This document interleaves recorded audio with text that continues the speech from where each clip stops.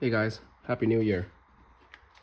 I would like to do this video here for installation of this speaker right here into the center console area of my Civic.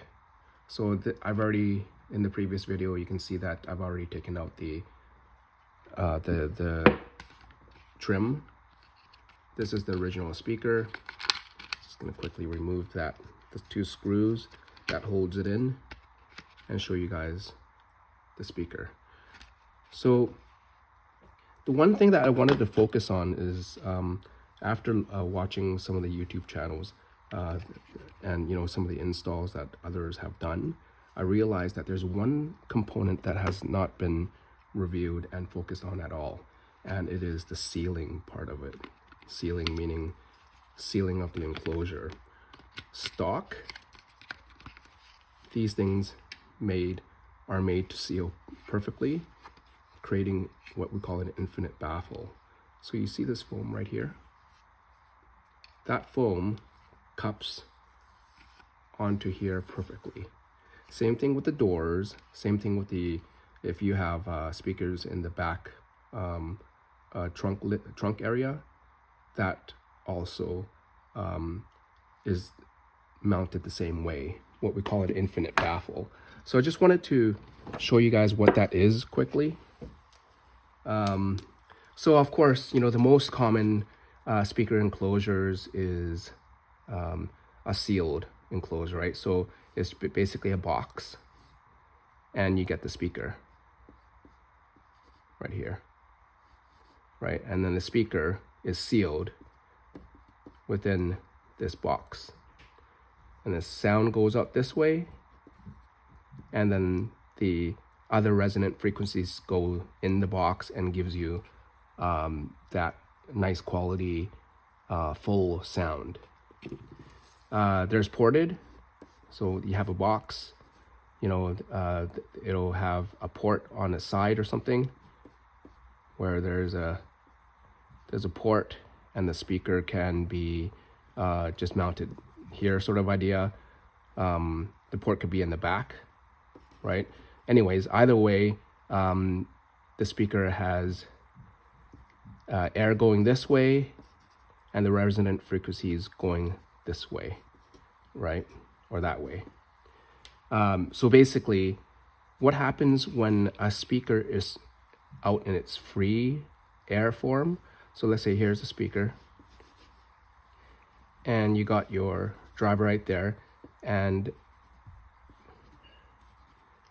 it's being driven, sound goes out that way, and then you got the inverse sounds coming down this way. The problem is that when that happens is there's no baffle to prevent the sound from canceling each other out. So the sound, this side goes out this way, down this way, and vice versa.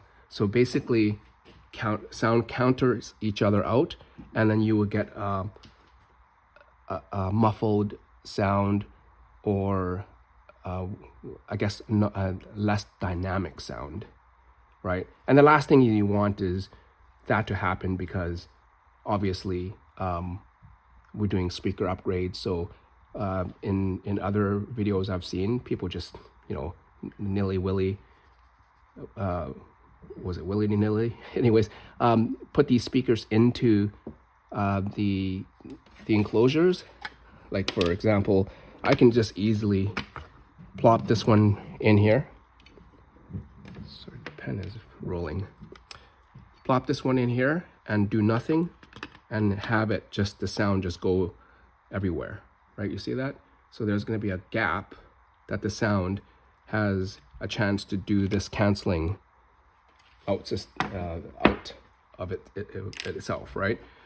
So the idea is that this is a sealed enclosure, this is a ported enclosure, and then the infinite baffle is just a layer, or something that is preventing this from going to the other side, right? So a good example would be your center dash in this case, right? This goes on, and along with the dash, it prevents the sounds from canceling each other out. Another one would be your trunk. So in your trunk deck area, behind your rear seats, right, is a deck lid area, right, where you have speakers there. In which case, these speakers are just mounted on the on that area, and it goes into the trunk. And there is no enclosure, right? It's not enclosed. The trunk is its enclosure, really. But the idea is that the sounds are prevented from canceling each other out using the infinite baffle, which is basically the deck lid area, right, of your trunk. So that's what that's the idea of this. I've seen other channels that go through the doors, revealing the doors and why buy those rings of foam. They actually sell these foam rings that you put onto your speaker and cut. So here's your speaker, and you put it on there in order to enlarge in this area. And they never actually say why you need that. And the reason is this infinite baffle idea. You don't want the resonant frequencies to bounce around in your door trim, which causes things like cancellation and vibration, for that matter. But that's the idea behind that, right? So that's why we do what we do. And so this video may be a little bit on the long side, so I'm gonna actually do the process right now of sealing this to here. And because this speaker is quite different, compared to this one, there's a size difference. The mounting brackets will fit perfectly. So you can see that the mounting bracket actually fits perfectly there. I've already cut away a little bit of this plastic here, so that when this driver is being pushed, it doesn't vibrate against this trim, right? So the idea is that I do actually have to seal this area, right? So I'm just gonna go through it quickly, what I'm gonna be doing. I already have the wires that I can hook up here. So these wires are available. I think this one came with the speakers. I can't actually remember where I got them, but it may have came with my Alpine speakers, where they hook on just like that. But I think these called, what are these, banana plugs? But they hook on, and then this side is where you do your adapter, right? So that part I'm not going to go through, but this part is going to be of essence. So what I'm going to be using, you guys bear with me. I'm not going to be editing this video, so you know, if this becomes long in the tooth, you guys forward it, whatever you guys want to do. But yeah, just bear with me on that. I have yet to master video editing, so I'm gonna just record, and then you guys forward as you can, as necessary, right? So just bear with me on that. Promise to do better in the future.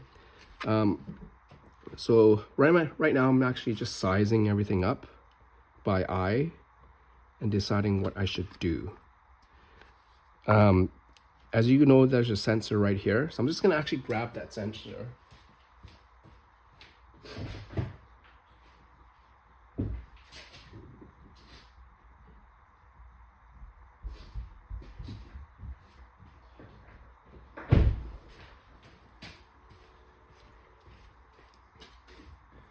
This is actually the sensor.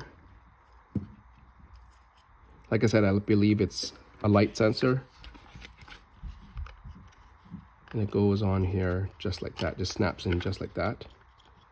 So I'm gonna snap it in, and then there's a cable that hooks up here. So what I'm gonna do is just take a look at this and just make sure that this sensor is able to go in with my tab there. So this tab, most likely what I'm going to be doing is going to be lifting it. So I'm going to bend that back. This is stamped steel or some alloy metal. So I'm just going to decide on which one to do that to. I'm going to have a fair bit of cable, so it doesn't really matter that much which direction, but what I can do is keep the direction of stock. The stock speaker has it coming in this way, so what I could do is keep that going that way, just like that. So that's what I'm going to be doing, and I'm going to need some pliers, or maybe what I'll do is use a vice grip.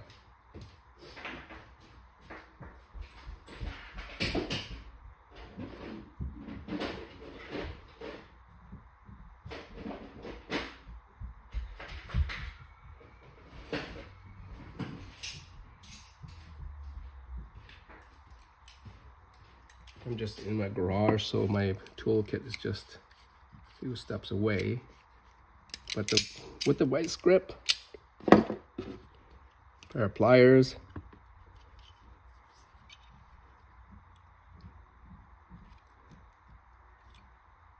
just gently bend it back. What you don't want to do is damage the actual frame. So I'm just gonna bend it back gently. The other thing is that I can actually cut it away, but we'll see. I might still cut it away. Just more so if, let's say, I do need that bracket in the future, mounting bracket, that yeah, that's actually bending it a little bit actually.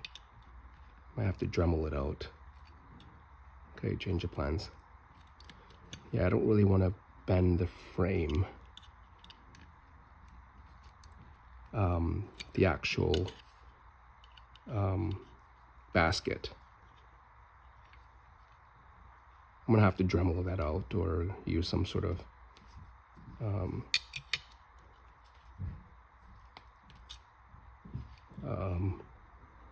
strong shears that I can break that out. But anyway, I'll do that later. Okay, so onto this part of it.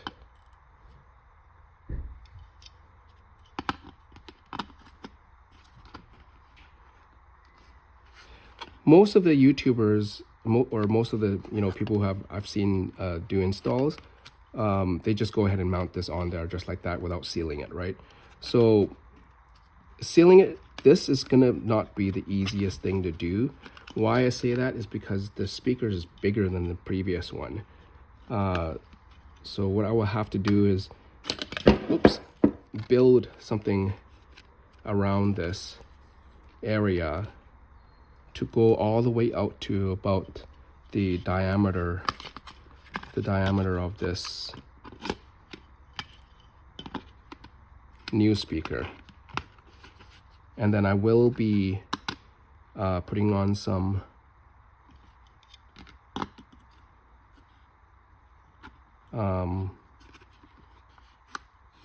Dynamat onto this area to stiffen it up, because this speaker is quite a lot heavier than the other one, and I want it to be rigid, right? So what we're gonna have to do is build it all the way out to about there. So I'm gonna just mark that. So mark that area, so I know is approximately where I have to build it out to, and then afterwards, when I'm building out to here, then I can go back and seal this part all the way there. And what I'm going to be using is going to be a combination of, I say Dynamat, but what I really mean is sound deadening material. This is Noikel, some pretty good stuff. and the reason why I'm using this is because it's strong butyl rubber with a fairly thick layer of aluminum. And when you build stuff using this, once you build it, it stays. It's very tacky, very strong. The other way you can do things like this is to use foam. So I have some foam here.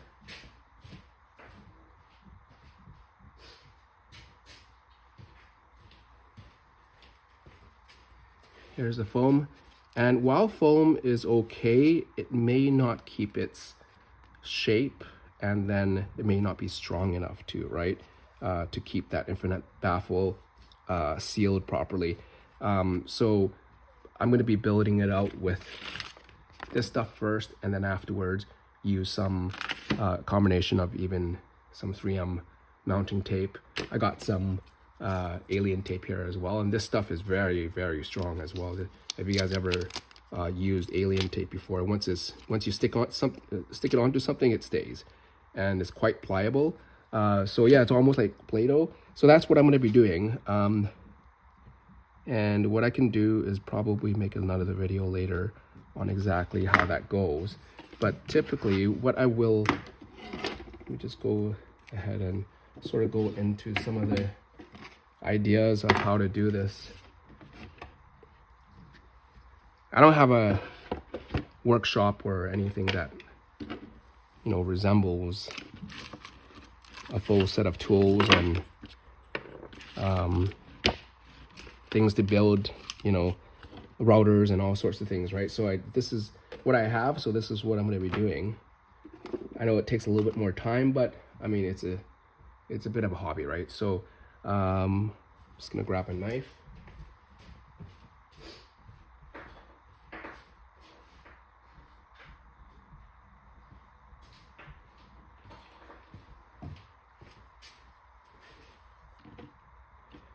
So what I know is that the distance is going to be about 1/4 of an inch, and a little bit over 1/4 of an inch. So I'm going to be cutting these strips to about 1/4 of an inch. When cutting, obviously be very careful. A lot of times these blades can jump the ruler. As you can see, there's them scoring there already.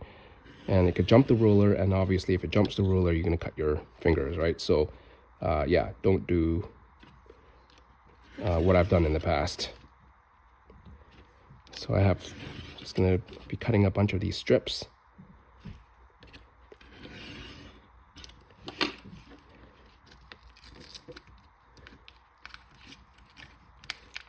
Then using this, oops,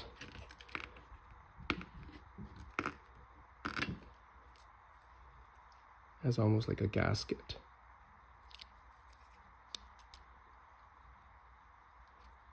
This piece might have messed up the adhesive, but it's not. They can put this aside for now. I'll use it for later.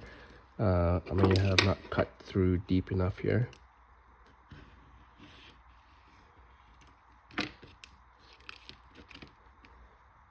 Right. So what you're doing right now is actually just slowly and surely building this out.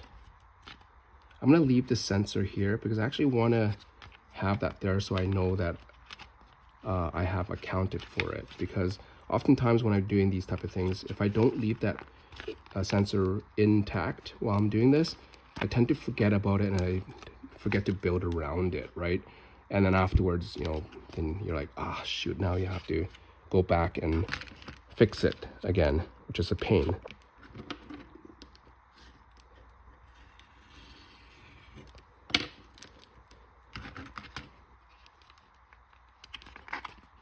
Just building it out. What this will do is also really enhance the strength of this thing as well. I'm going to be cutting out a bunch of these pieces and putting it on here as well to basically ensure that this enclosure, infinite baffle enclosure, is nice and strong for the speaker. manufacturers put these ribs in. See these ribs right there? Those ribs are strengthening ribs for ABS plastic. And basically it's because plastic is, you know, not as strong as, let's say, wood and metal, right? So they put these ribs in there to sort of strengthen and keep its shape, which is fine because it's nice and light. As you guys know, everything in the car is pretty much plastic these days, and the plastic tends to be cheap plastic, and you know, it works. It's a manufacturing process that has been perfected through the many years. But obviously wood would be much better, or metal, or thicker types of molded plastics and PVC materials. But of course, this is just really just very flimsy plastic. It's unfortunate, but I mean, they want to keep the weight down, fuel economy down, right?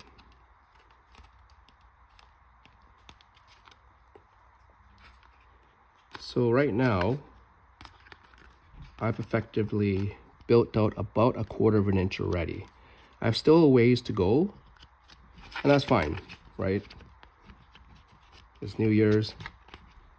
I have a bit of time on my hands, recovering from a cold.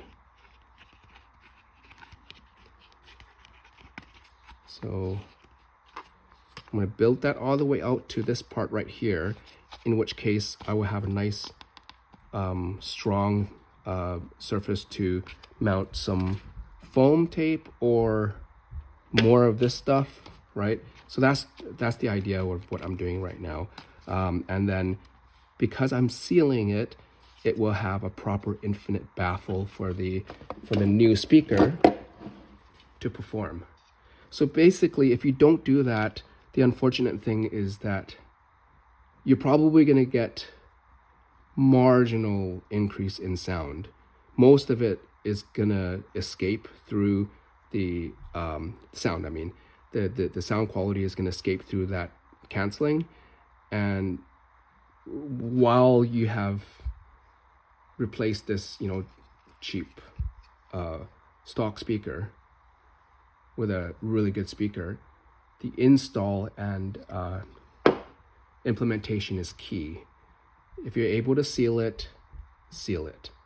And what you guys want to do is take a look at this YouTube channel called Dakoustics with a K, Dakouster,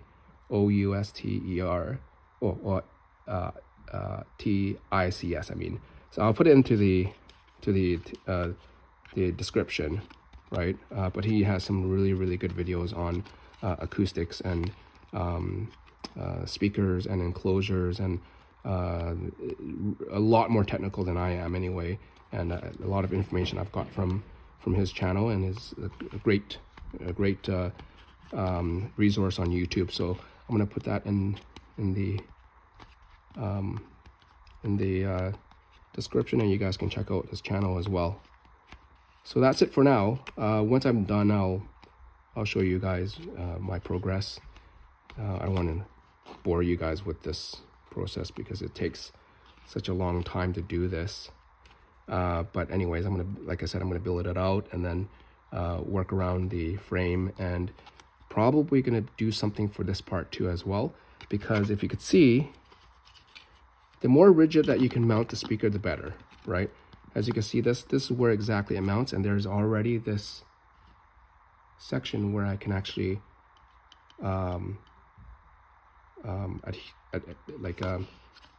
secure this part onto, right?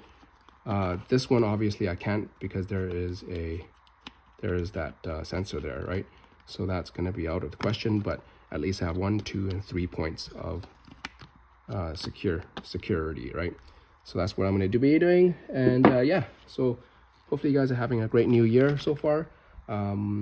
Please subscribe and like the channel. it will really help me out with getting it off the ground, like I've always said, and bring you guys more content. I have a whole load of different ideas and different type of content as well. So I really want to get that out to you. As you can see, I'm relatively new at this.